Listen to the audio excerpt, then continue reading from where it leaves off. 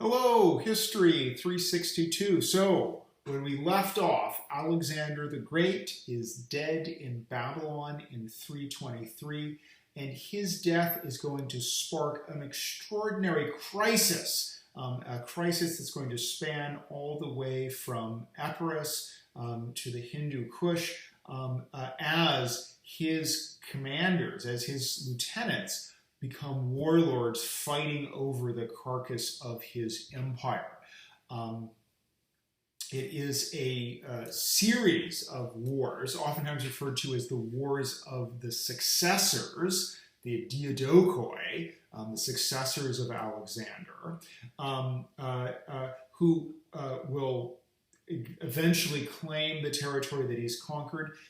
And what we're going to see is a sort of transition from a complex series of warlords who rule as a kind of in a power-sharing agreement after Alexander's death, to the formation of a series of, eventually, by the time we get to the 270s BC, stable Hellenistic kingdoms that are ruled by kings descended from those warlords. So this is the age of the successors, and the back and forth, the backstabbing, the triangulation, the murder, really could be a kind of Game of Thrones style TV series without the dragons. It is brutal, it is treacherous, and indeed, the version that I'm going to give you in this short video is going to be a very simplified version, given that there are so many petty characters who briefly enter and oftentimes violently exit.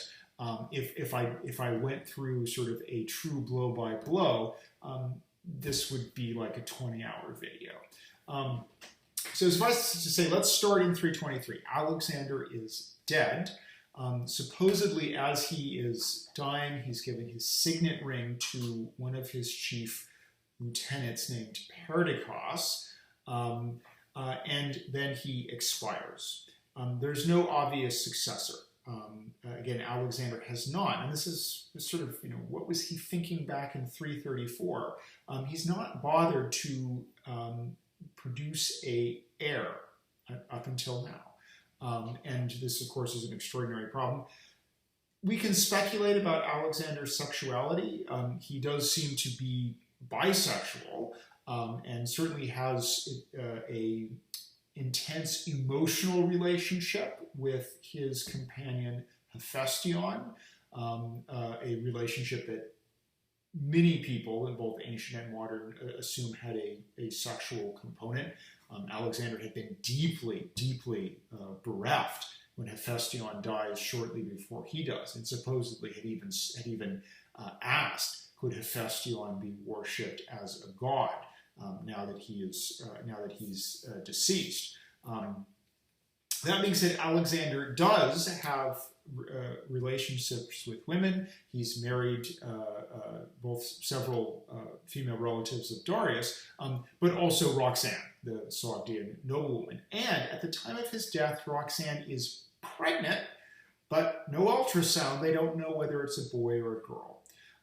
So when Alexander dies, there are two highly imperfect possible successors to the Macedonian throne, and by extension, control over Alexander's huge empire. The first is his unborn child by Roxanne. The second is a half-brother. So Philip II, remember, has many wives. Some wives there's a sort of spectrum from wife down to courtesan.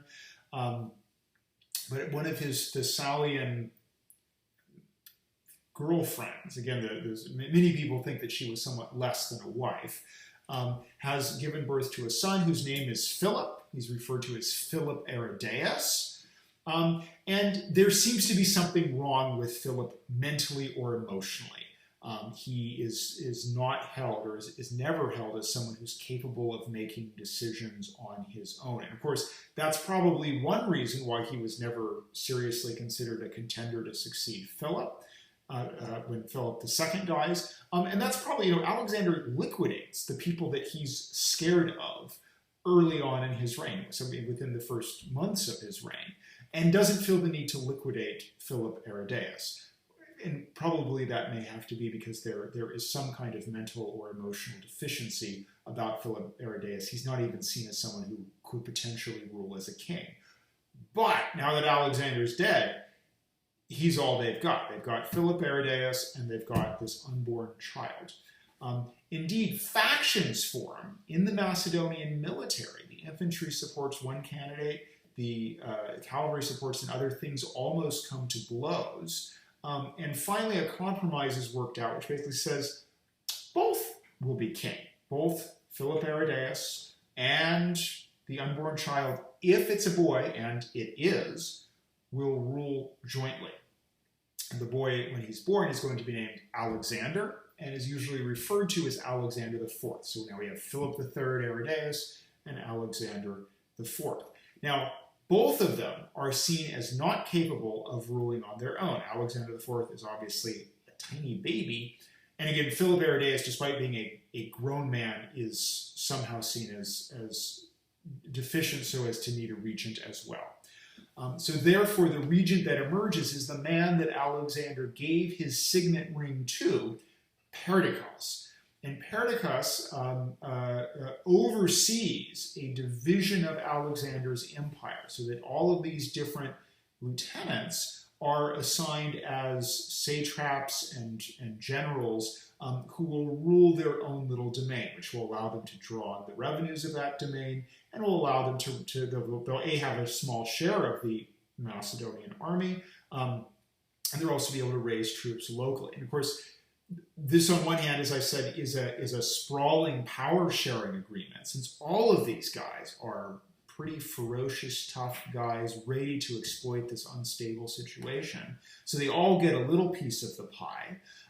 It's also a recipe for warlordism and civil war. They all have armies, they all have money, and as we'll see, some of them will be able to go beyond their immediate province and rule as big warlords whose domains will, for some of them, eventually consolidate into new Hellenistic kingdoms.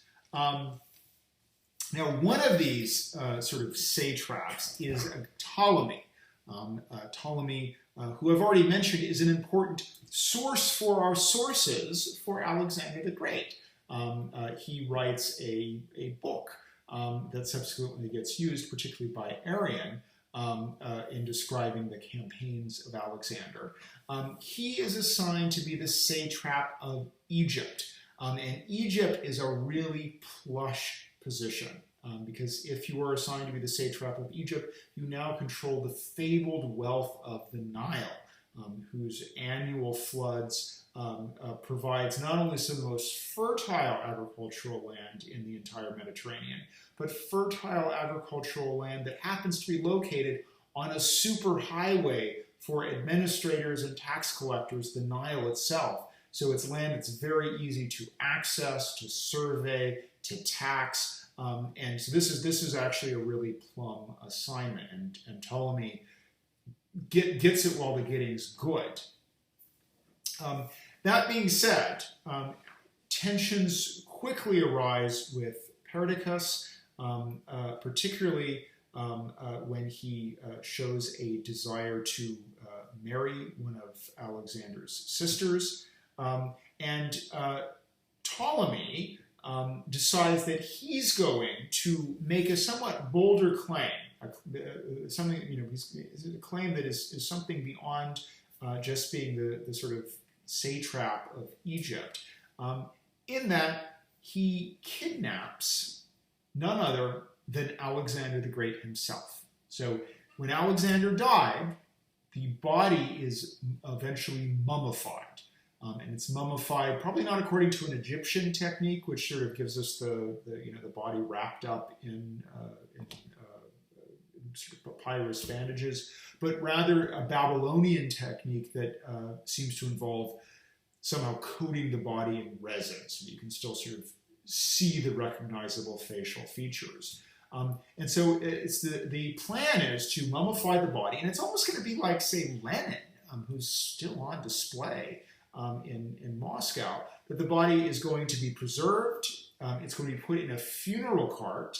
The funeral cart is big enough that his followers can actually go into it and spend some time sort of sitting and communing with the body.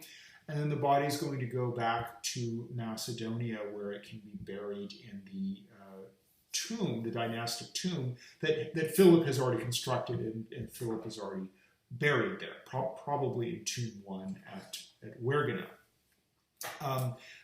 However, Ptolemy spoils this whole plan. He, as this sort of caravan is setting out from Babylon towards Macedonia, Ptolemy, through a combination of bribery and force, sends soldiers to intercept it and takes it to Egypt, where he puts it on display in Alexandria, the city that Alexander has founded in the Nile Delta, that is now Ptolemy's capital. And eventually all of the Ptolemaic kings will be buried around Alexander as kind of the centerpiece of the Ptolemaic royal necropolis. So again, this is a bold thing for a satrap to do. Even though if technically he's not yet a king, he still acknowledges the rule of Arrhideaus and Alexander IV. Now this body snatching is not something that Perdiccas can tolerate, so he raises an army that he personally commands and marches into Egypt and suffers a bad defeat at the Nile River. It's in part trying to cross the Nile. There's a botched crossing. His army suffers heavy casualties, and his own lieutenants lose faith in him, and they stab Perdiccas to death in his tent, and the army therefore withdraws, leaving Ptolemy not only with Egypt, but with Alexander the Great's body. With this initial spasm of violence, a new agreement takes place at a place called Arrhideaus in 321 BC. It, on one hand, is a real repudiation of Perdiccas, in that some of Perdiccas' closest allies, including a Greek scribe named Eumenes of Cardia, are basically declared persona non grata, and therefore are outlawed, although Eumenes still has a large and powerful army and will be a player for some time in this grand and bloody game. Furthermore, a new regent is named, someone who may be a little more acceptable than Perdiccas was, and this is Antipater. Antipater is the old general, quite elderly at this point, who had been left behind by Alexander to command a rear guard back in Macedonia, to make sure that protect the northern borders and make sure that the Greeks are kept calm. And Antipater had done this pretty well.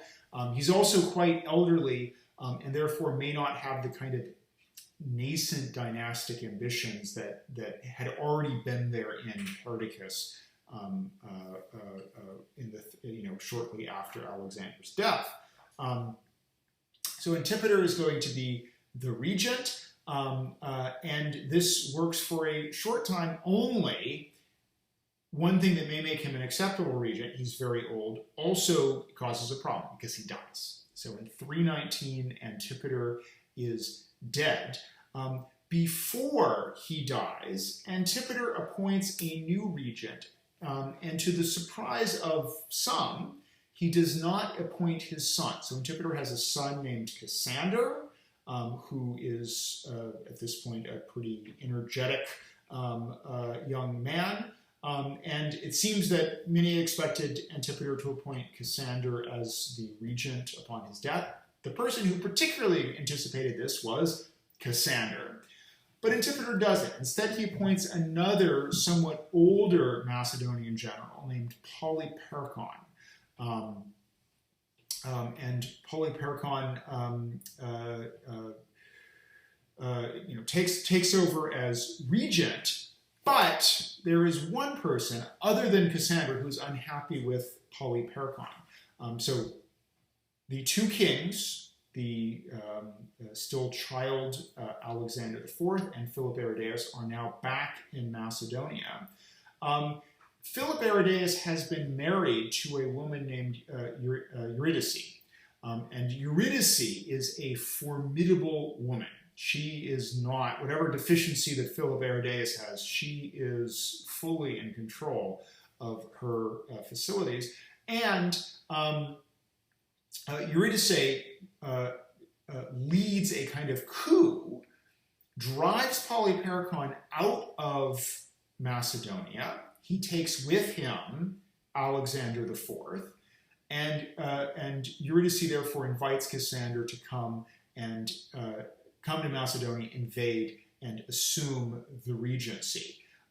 So while Cassander is moving in with his forces, Polyperchon flees to Epirus, where he takes refuge with Olympias. Olympias, the mother of Alexander. She's still alive and kicking, and herself an extremely formidable woman. So Olympia, who puts together an army, including Epirot forces and what's left of Polyperchon's army, she leads it against the army of Eurydice, who now controls a small number of forces left in Macedonia. And they're waiting for Cassander, who's to arrive with a force.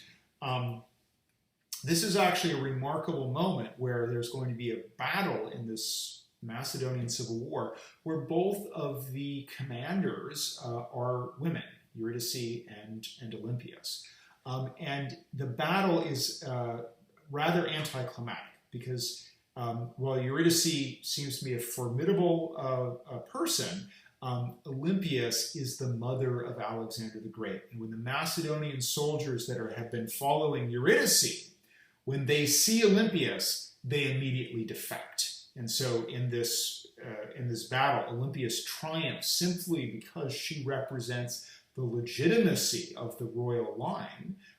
She has a connection to Alexander that no one else, not even Philip Arrhideaus, has. And so therefore Olympias captures Philip Arrhideaus, she captures Eurydice, and she has them killed. Now they're gone. So we're already in the kind of Game of Thrones style violence. I hope I hope Philip Arrhideaus wasn't your new favorite character, because he is dead. Olympias then moves into Macedonia, where she proves herself to be profoundly bloodthirsty. She purges a number of people who she thinks are her enemies. And this ruthlessness, in part, it seems, is to ensure that her grandson, Alexander IV, remember, one reason she's happy to kill Arrhideaus is he's Philip's son, but just with another woman. So Olympias seems to be purging anyone who might stand in the way of Alexander IV, eventually when he comes of age, taking the throne. Unfortunately for Olympias, Cassander finally, having mustered forces, invades Macedonia, and the purges that Olympias has undertaken actually frighten and offend a number of people. They're ready to side with Cassander when they see how she's been running the show. So Cassander besieges Olympias at Pydna. He eventually compels her to surrender and captures her. And then he tries her before the Macedonian army assembly, and she is executed. So now Olympias, the mother of Alexander the Great, is also dead. I hope she wasn't your new favorite character in this Game of Thrones. Cassander now has control over Alexander IV and Roxanne.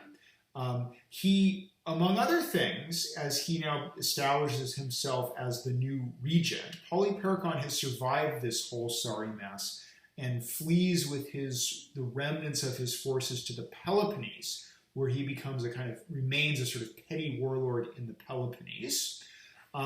Cassander, among other things, buries Philip Arrhideaus and Eurydice with royal honors.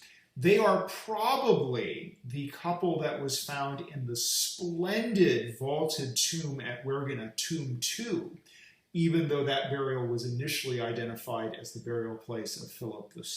So a truly sumptuous and splendid burial. In some ways, Cassander trying to link himself with a king that many Macedonians had seen as legitimate.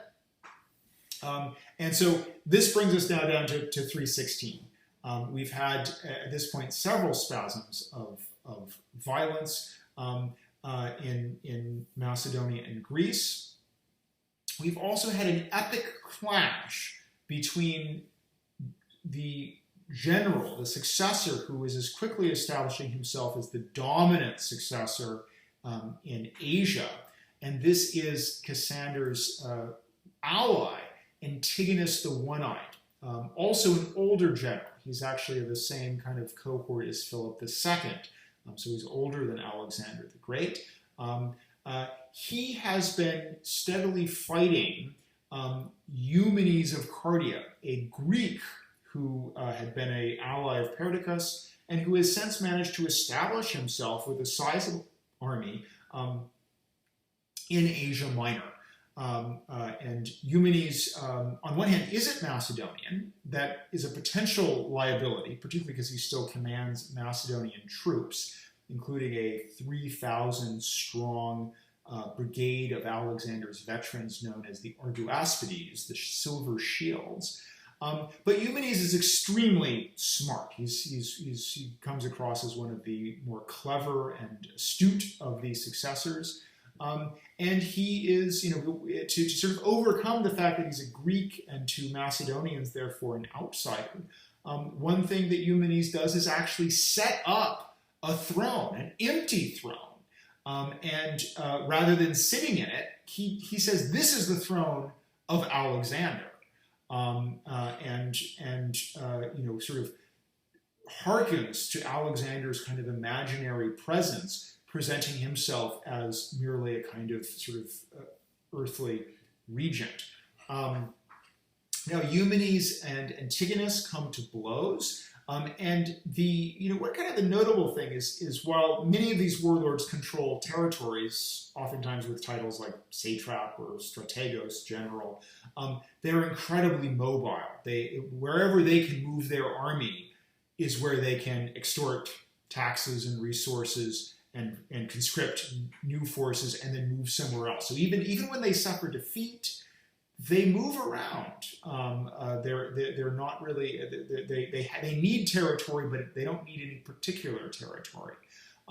So Eumenes, striking against Antigonus the One Eyed, launches an assault deep from Asia Minor, through Mesopotamia and deep into Iran, where they fight a series of battles. Finally, Eumenes, who has done very well in these battles, these are battles where two pike phalanxes clash together, pike phalanx on pike phalanx. Eumenes does relatively well in these battles, but in the final battle, Antigonus captures the baggage train of Eumenes' Macedonian soldiers. And this baggage train includes, in many instances, their wives and families, and also all of the money that they've captured during the entire campaign, including money that they'd gotten from Alexander the Great. And Eumenes' soldiers, particularly the Silver Shields, are so desperate to get their baggage back, which of course does include their families, in fairness, that they agree to hand over Eumenes to Antigonus. Antigonus initially, because he's served with Eumenes, they've served together under Alexander the Great. He says, well, I really should kill him, but I don't want to kill him. Talks to his son, Demetrius, says, should we kill him? His son doesn't want to kill him. The rest of the council says, kill him! And eventually Antigonus realizes that this is something that he must do, and Eumenes is killed in his the dungeon that they've got him in. So now Eumenes of Cardia is dead. So we leave off 316, 315. A lot has changed. One of our kings is gone. Olympias, the mother of Alexander, is gone. Cassander is now the regent in Macedonia.